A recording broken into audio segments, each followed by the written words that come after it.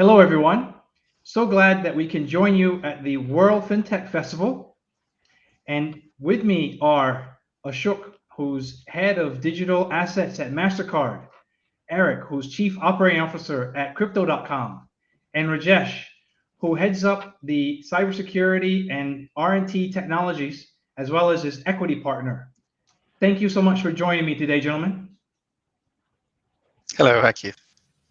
Hey, good morning. And I'd like to start off with Ashok from Mastercard. Thank you so much for joining us and being in heading up an area that's so exciting, digital assets. Can you introduce yourself a bit more and your perspectives on NFTs at this point? Surely, Keith. Nice to be here. Nice to see you guys again and meet some of the new faces. As Keith said, my name is Ashok. I lead the blockchain and digital assets area for the region, and it's been exciting times. We've been doing some really interesting work in this space.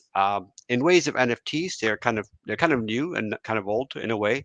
All of last year, we saw limited amount of activity, around 300 million or so.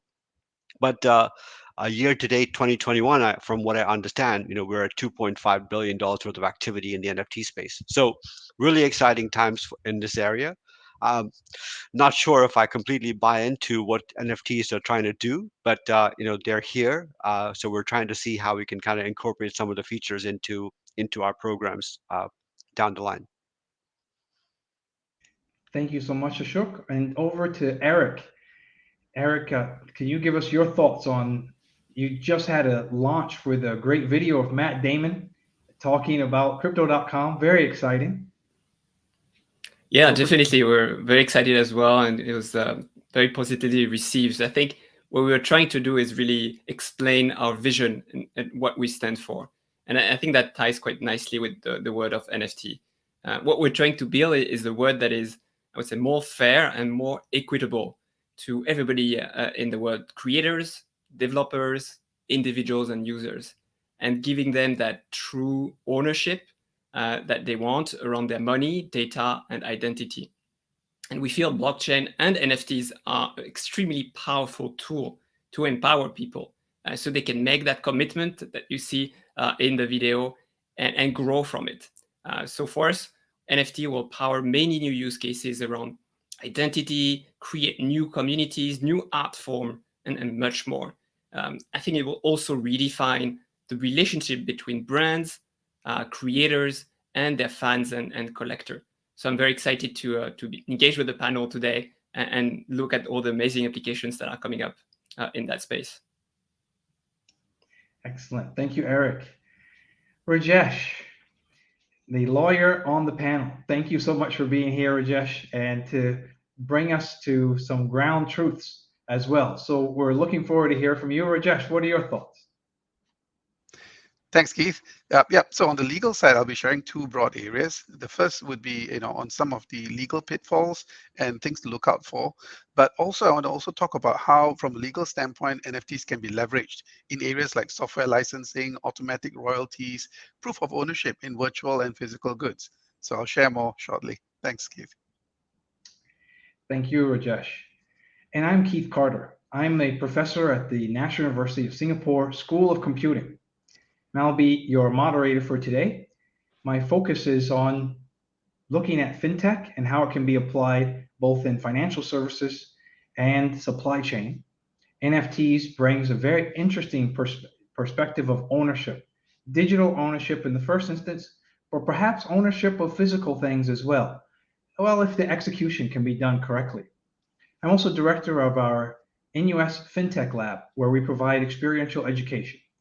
And as a result, this panel, I hope, will inspire you to get more interested in the area or give you some things to consider if you're already involved. There's key three words love for you to take away, which is know, decide, and act. We will all give you some new things to know today. We hope that you'll be able to come to your own decisions as to what's important to you. And then you may take action as well and see what you can do to make a difference, maybe in your family's lives, your business, or in the world. Have big aspirations. I know we all do. Okay, and with that, let's start off with the first question here.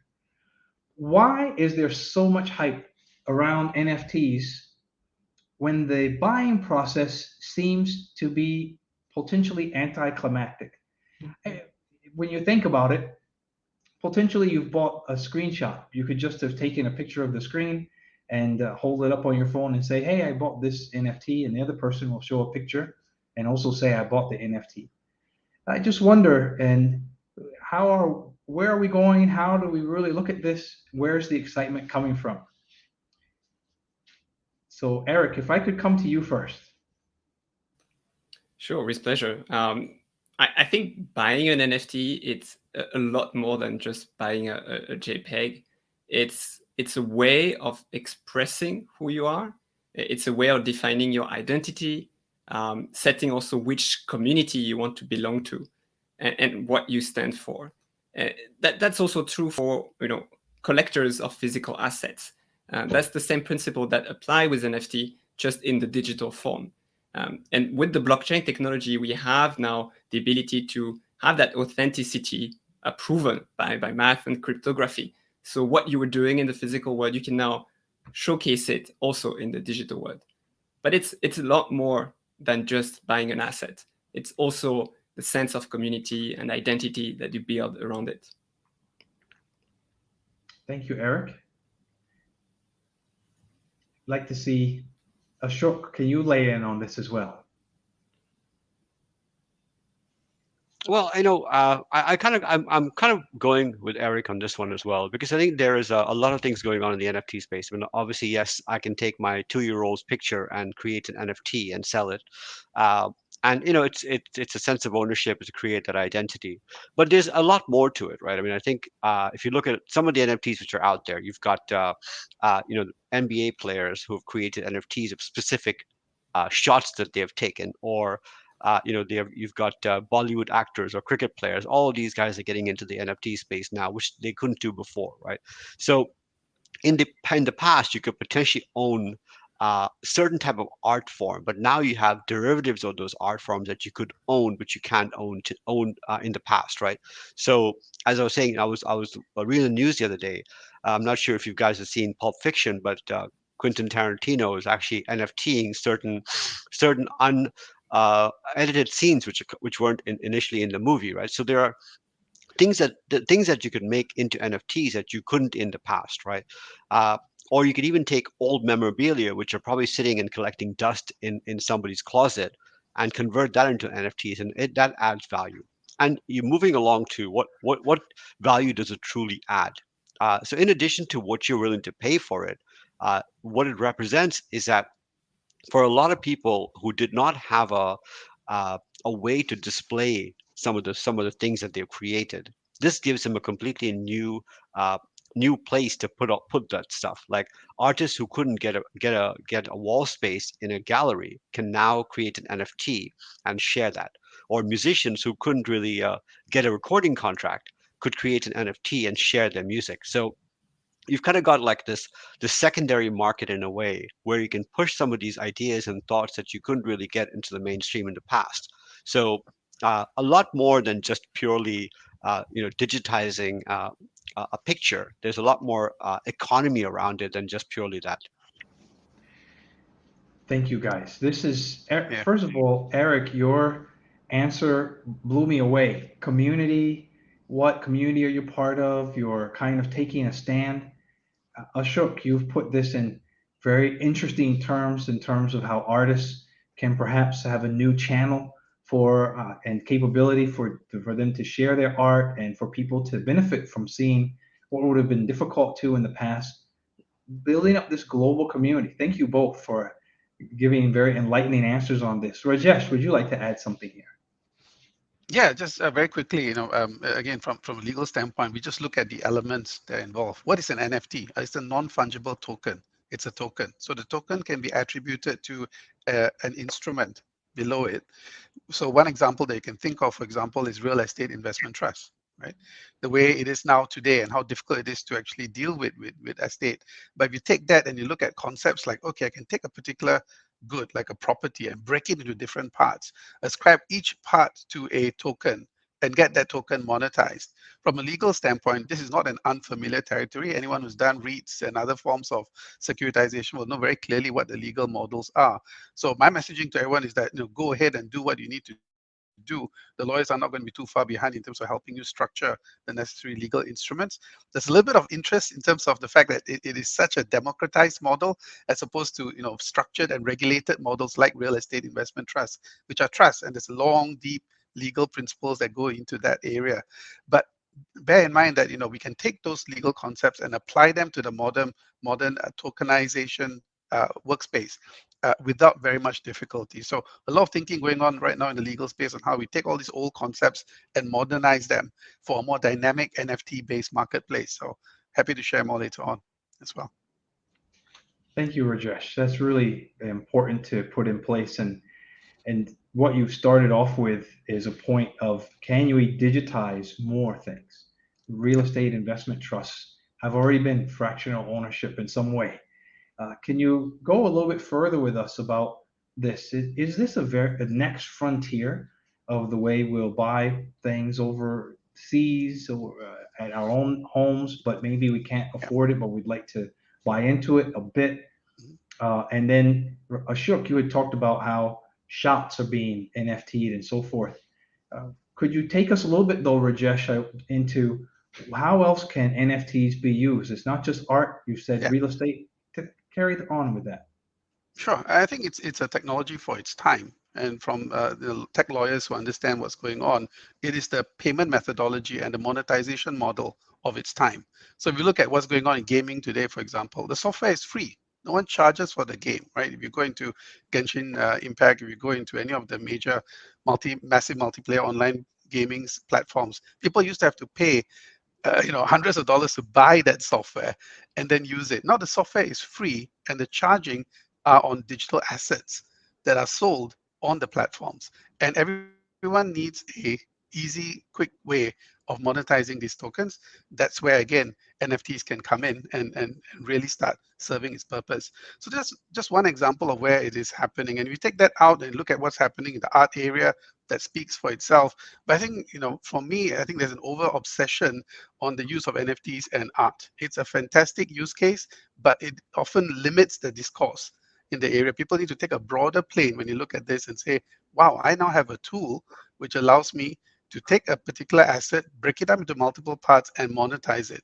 So, when Ashok shared that Quentin Tarantino is going to go ahead with Pulp Fiction, as a big Tarantino fan, I know I'll hold back and wait for him to monetize Reservoir Dogs, because that's going to be phenomenal. And I'd love to see what bits and pieces are going to come out of that movie, which I watched 23 times while I was in London. And each time walking away with a new concept. There's so much IP that is locked in existing content which has not been monetized. And being able to take out specific content and monetize it this way is going to create a new layer of value on every asset that every organization holds. So it forces everyone to look at what you have today, look at your selling model, how am I pricing my goods, and recasting that in the modern way. The benefit for end users is this: your access to such content will go down. The access barrier was what used to be the pricing model. So you price on scarcity, right? Only I have access to this content, therefore I pay. Now the model is everyone has access to it, but you pay for the incremental value that each one wants to have from an experiential standpoint in that content. So that's the key difference that I hope people will take away. That's when you'll see the true value of tokenization take off. Thank you so much, Rajesh. I like that incremental value point. And Eric, can you share with us your thoughts on this beyond art on NFTs? Yeah, I think we're touching upon two additional use cases beyond art.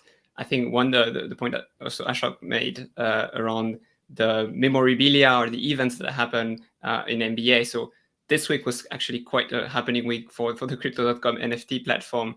We had two big major drops with UFC and the 76ers on the NBA front.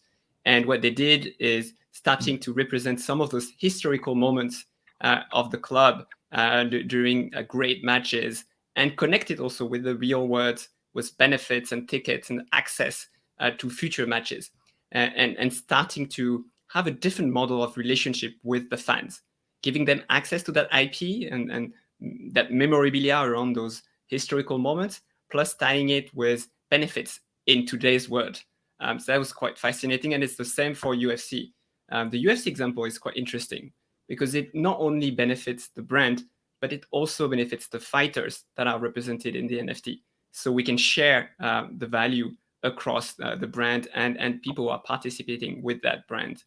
So that was quite fascinating. I would say that's kind of the new use case we discussed. The other one, of course, is physical assets, kind of digital representation. I think here the space is huge.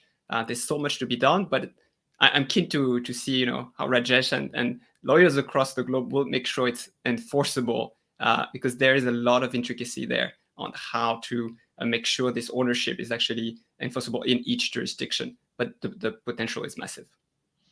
Eric, great. That point on, are NFTs legal?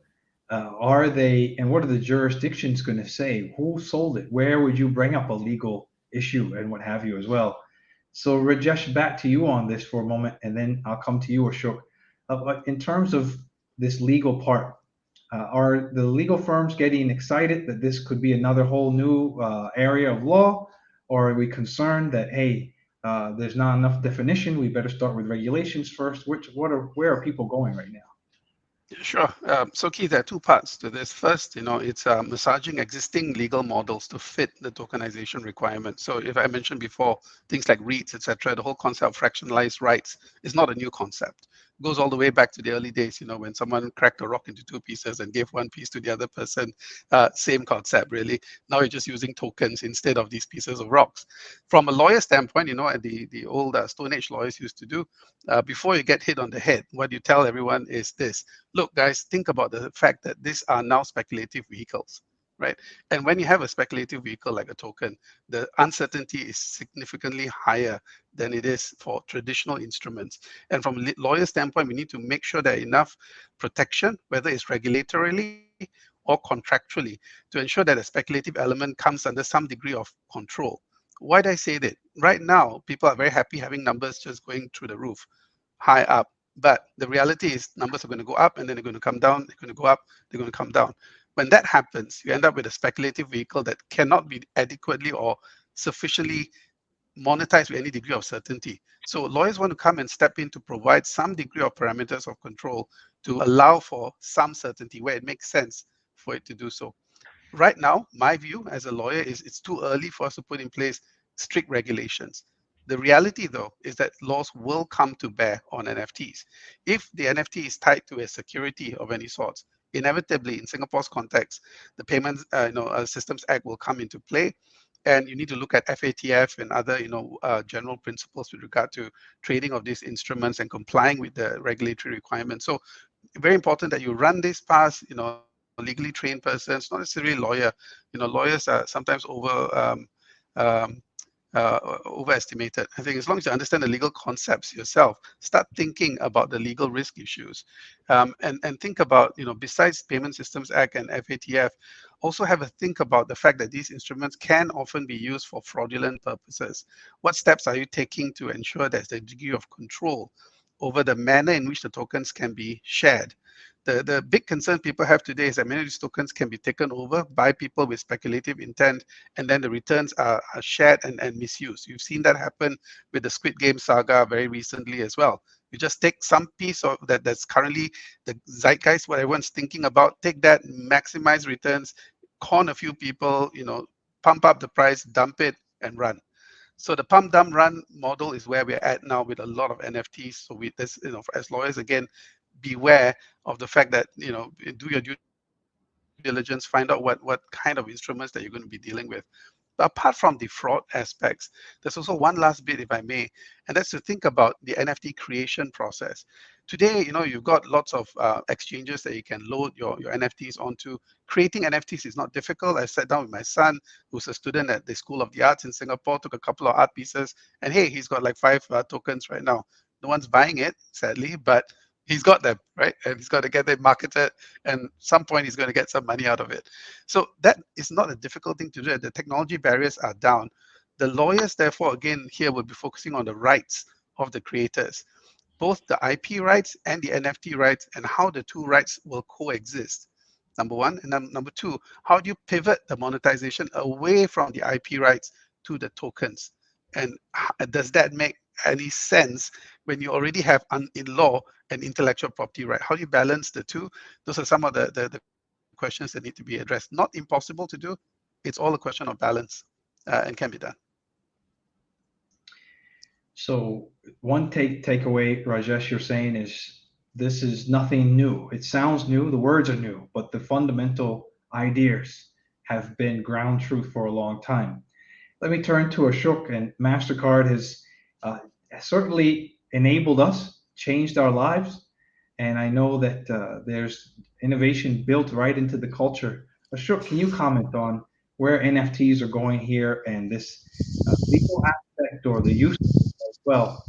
How should we be thinking about it? And Mastercard as an infrastructure player, where does this sit in your whole scope of doing business and Well, I mean, a enabling couple this? of things. I mean, I want to touch upon what Rajesh said, right? I mean, I think we don't want to stunt growth by adding too much regulatory pieces to it. So you find that you need to kind of have innovation run its course in a way. I understand there are some legal things to kind of consider, but I think the whole concept of what blockchain is able to do, uh, it allows for a lot of regulation to be wrapped in that token as well, right?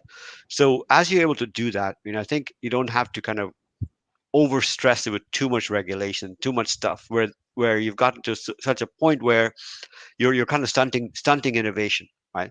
But I do understand his point where he feels that you need to kind of truly define ownership, truly define the rights of the creator and the rights of the owner and the rights of the distributor, so that all people are protected.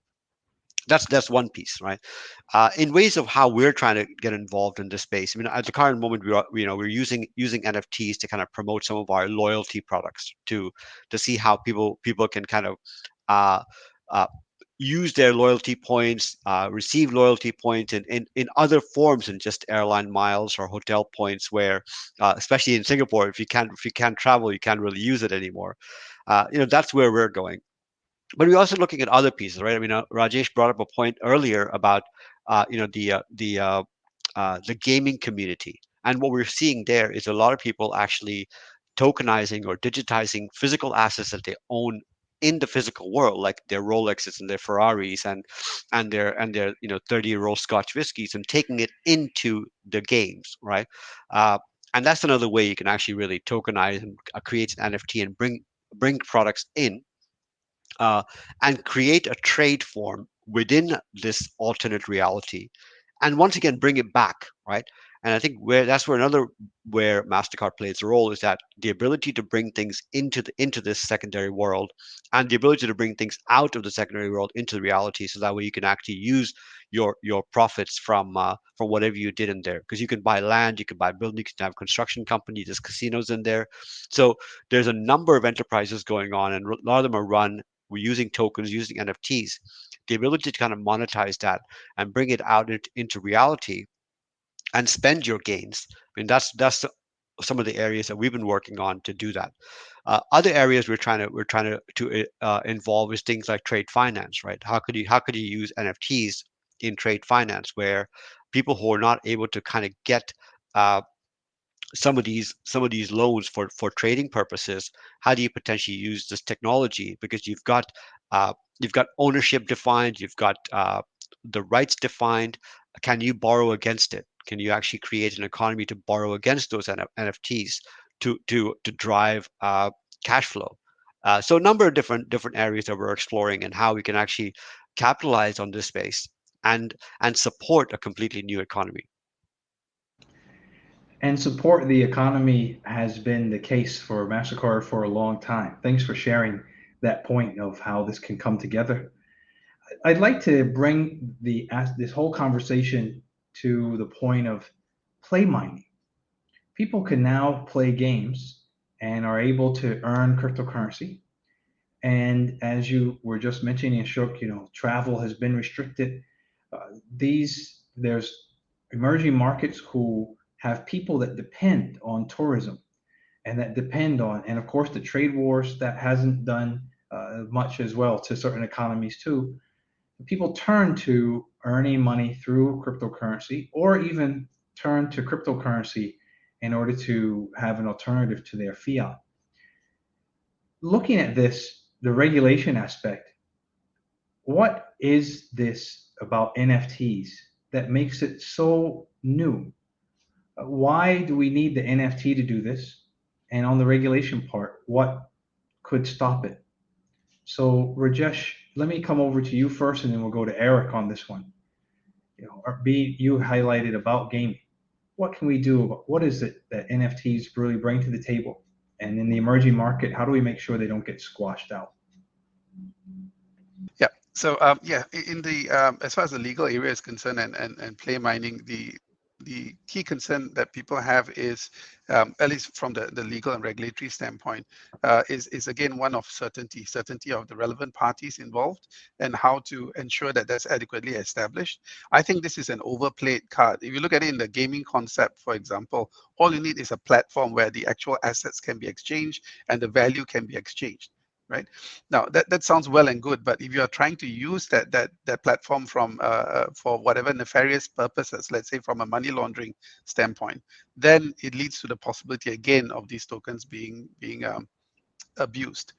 Now, one very important point to bear in mind, and it speaks to Ashok's earlier point as well about over-regulation, is there is this tendency for us to look at the extremes, the outlier situation. So Bitcoin early days, bad. Why? Because a bunch of people are using it for nefarious purposes on the dark net. So don't touch it.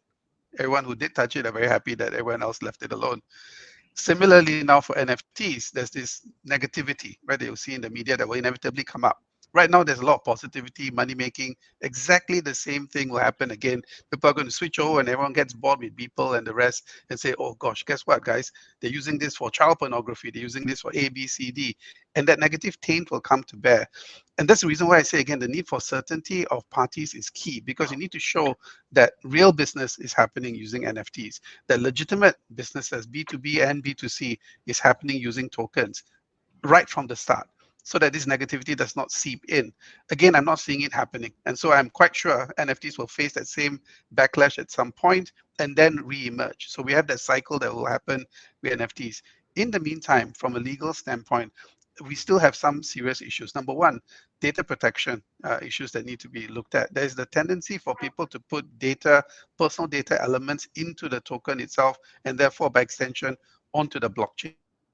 Please don't do that. The moment you do that, your instrument becomes deficient from a GDPR standpoint, because in law, you have this right to be forgotten. Individuals have the right to say, please remove my personal data. If you take that data and put it onto a blockchain, guess what? It's an immutable platform. You can't remove the data asset. You can strike it out, not the same thing. It's still there. So design your tokens in a manner that's compliant with data protection requirements, and you're good to go. So again, not insurmountable. The issue is be aware that traditional legal principles apply. So that's data protection for one. Second, the instruments to which you apply the tokens are important. Meaning, if you're trying to apply the tokens to anything that appears like a security, right? Any form, any kind of ownership rights over a company or an interest, etc., do bear in mind that turns that instrument into a security token, and then the security laws and regulations will come to apply. So think about what you're applying the token to, and act accordingly. Again, not rocket science. Don't need to get the lawyers involved in it. Just think rationally, and you'll get it right. Now, the third part is the part that gets a bit tricky, which is attribution of rights, right? So let's say in the context of copyrights, etc., and people using art pieces now for all sorts of interesting purposes with tokens.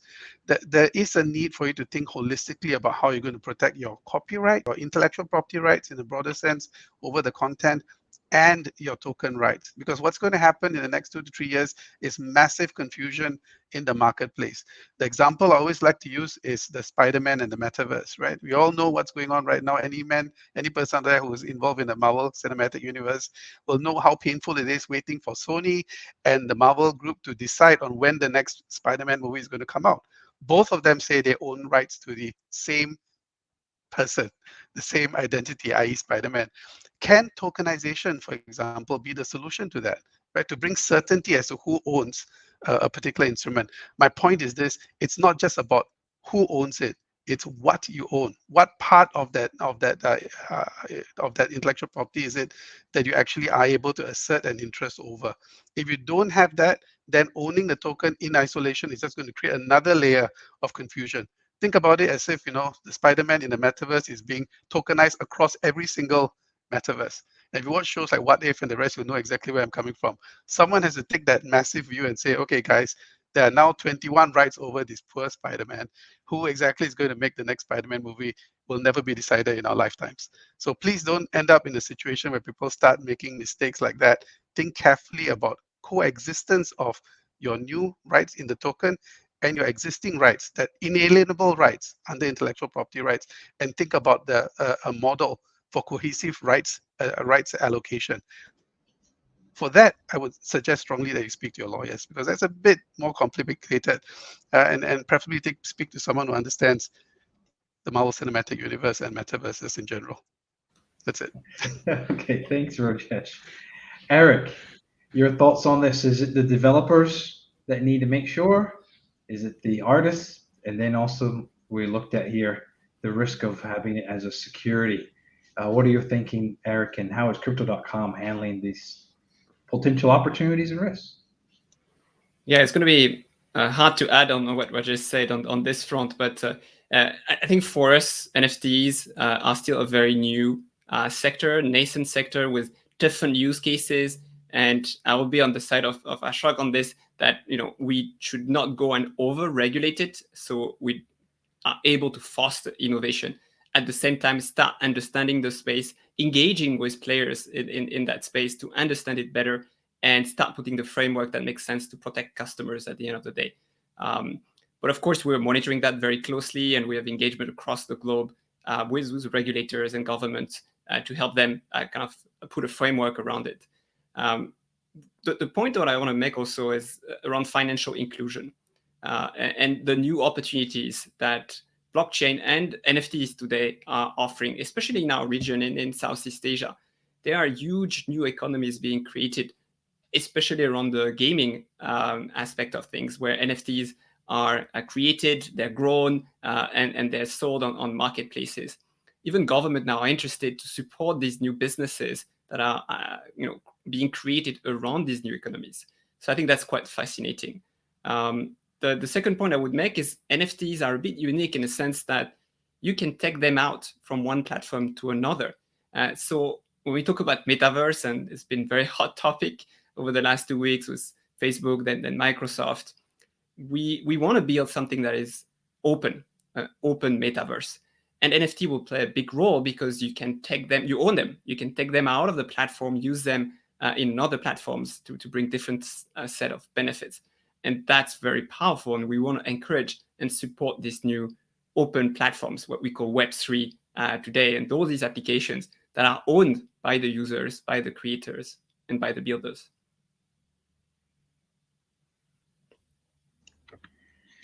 Eric, you've touched on some hot points there as well. So ownership and going into the metaverse. Can you share a little bit more just to bring us a bit more definition and context? Remind us of what the metaverse is, and then can also connect in perhaps the vision of moving an NFT from one platform in a sense to over to what the metaverse could be about. Yeah, I think there's different perspective on what the metaverse is today. For me, it's more like a digital world of virtual representation of yourself and the interaction that you can have with others. It doesn't have to be virtual reality or AR. There's a lot of other applications. It's basically a digital way to connect with other people and build applications and services in the digital era that we're in. What we want to foster is open metaverse. This is very important to us. We want to build that infrastructure and let people build on top of it and be in control and have that ownership. Yeah. Ashok, Mastercard underpinning the economy, making everything happen. Can you add on to what Eric and Rajesh have said? Oh, surely fully supportive of what Eric is saying, right? For us, it's all about interoperability and the ability to connect things and creating an open kind of network, right? Because, I mean, if you look at what's happening today, you've got just in ways of digital currencies which are out there. You've got countries coming out with CBDCs. You've got uh, private cryptocurrencies. You've got NFTs. You've got public cryptocurrencies. A bunch of different things going on, and where Mastercard wants to play a role is connecting all those pieces, right? And we're very big believers in the fact that it should be a very open environment where people can actually have the freedom to build whatever they want. And to build on what Eric and Rajesh are saying is that you've got this secondary world out there where you can go in, you could have a job, you could own property, you could build your house, you can get a loan, you can all of those things that you would do in the real world. And digital currencies are driving that economy. And the interesting part is that you can actually bring things in, and more importantly, you can take things out, right? So if you have a own a construction company in this secondary world, and you take on housing projects to build houses, you can actually get loans and you can actually earn money. And once you earn those monies, you can bring it out into the real world, and that is your asset that you brought out, and you can take it from one environment into another environment where you could imagine yourself where one environment where you're working or own a business, and another environment where you're just on vacation and spend that and enjoy the funds that you've earned, right? So it's a completely different way of thinking of things and interacting with that space and the people which are in it. Right. So really different ways of doing it. And there's also you have to consider with Web 3.0, uh, you can actually assign things. We can actually have machines which are able to communicate with other machines because the technology can really support it. So your coffee maker could actually pay to brew to the coffee company on a per cup basis. So you no longer have to buy everything. You could just do pay as you go kind of concepts, right? So it gets very interesting on how you really live your life because you don't really have to have too many assets. You could live loosely coupled. Can you share a little bit more about living loosely coupled? How would that possibly look? Well, I mean, you don't. So the loosely coupled part is that you don't need to have all of the pieces that you normally require in today's world, right? You don't necessarily have to have an apartment. You don't necessarily have to have a car. You could literally own or drive a car with somebody else own for short periods of time. So you have that. So you're Mm. able. It's kind of like what Uber was able to achieve or Grab was able to achieve. Just use items that are already available in this alternative reality when you need to, but you don't necessarily have to continuously own it, right? So you're not really bogged down by having lots of payments. You could actually do what you really want to with really small amounts. Okay. And so you've hit on some really interesting business opportunities, right? You can own a construction company, you can build things, lending. What, Eric and Ashoka, Rajesh, what are the new business opportunities that are emerging that people should be thinking about? And I want to start again to Ashok on this one, maybe just to pick one and go a little bit deeper, and then I'll go around to the room to Rajesh and Eric. Surely, I mean, like today, even today, you can actually own a business. You don't necessarily have to own it in your city or in your country. You could own a business on a global level, right? And Mm. this actually expands it out even more, where you could own pieces of the business because the business itself is tokenized, right? Where you can actually chop up those pieces into really tiny pieces. It allows you to Mm. raise capital in a completely unique way. It allows you to drive the operations of a business very differently. I mean, Eric, as a COO, I mean, you know, your role could be tokenized for the most part, where you could be running multiple businesses, not just one, right? Uh, so that way, you could be providing multiple services to multiple companies, getting paid from multiple areas to fill your day. So you don't necessarily have to do one thing over and over again. So uh, you can actually live a really tokenized world and tokenized life because how you live can completely change. I mean, just as an example, my son is 2, by the time he's ready to go to university, I think the way you learn is going to be very different as well. He may be able to absorb knowledge from so many different areas rather than just going to the traditional way of going to school, going to university, taking a bunch of classes that we did.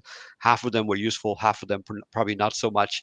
So the absorption of knowledge becomes tokenized as well. The way you work could be truly distributed, where you could actually hold multiple jobs by providing uh, specific services to those who need it, and you get paid Yeah. for it.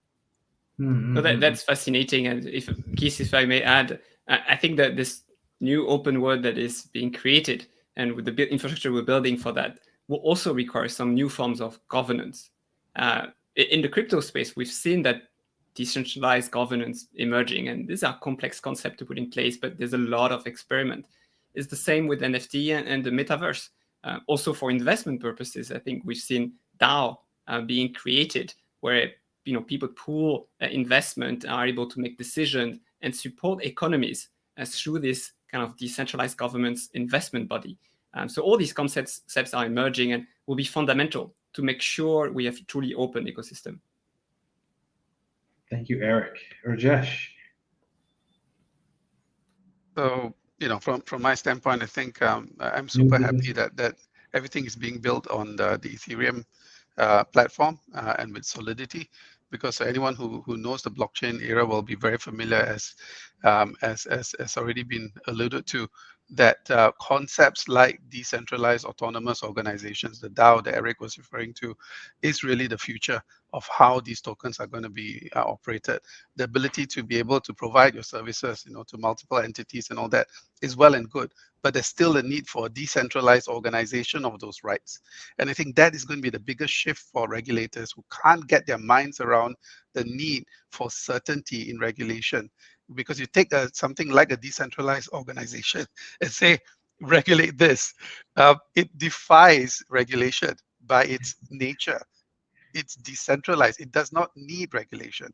So then what happens, right? And so again, you need to go back to the elements, understand how blockchain technology works, understand things like the consensus models that are required for a true blockchain implementation to work, and say, can we look at the consensus model? So going back to elemental aspects of technology and look at the consensus model and say there needs to be certain baseline requirements with regard to how the tokens are going to be treated. And with that certainty, that is enough for a regulator to say, okay, go ahead and deal with this. Because if there's any sort of misappropriation, for example, if the securities are being used by people for nefarious purposes, there will be a means through which the DAO itself can stop such behavior, such deviant behavior, to put it very bluntly, from a consensus standpoint, and carry on with legitimate business. So that sort of thinking needs to come into play with the regulators. I think we as participants should spend a lot more time with the regulators, explaining to them that this is not taking the Securities and Futures Act and adding a section on tokens. That's not what this is about. It's a fundamental shift in the way in which regulators need to treat tokenization and blockchain technology, and together with it, the advent of real autonomous organizations. So that sort of thinking is starting to happen. Genesis-wise, I know people at MES are starting to think about it, our Monetary Authority of Singapore and a few other regulators. So do get engaged in the discussion and give your inputs as well. Thank you, Rajesh. 30 seconds, everyone. 30 seconds. So we've had some big topics here: global business, shifts, decentralized. Around the room here, 30 seconds. Start with Ashok, Eric, Rajesh to end this off. Ashok, 30 seconds.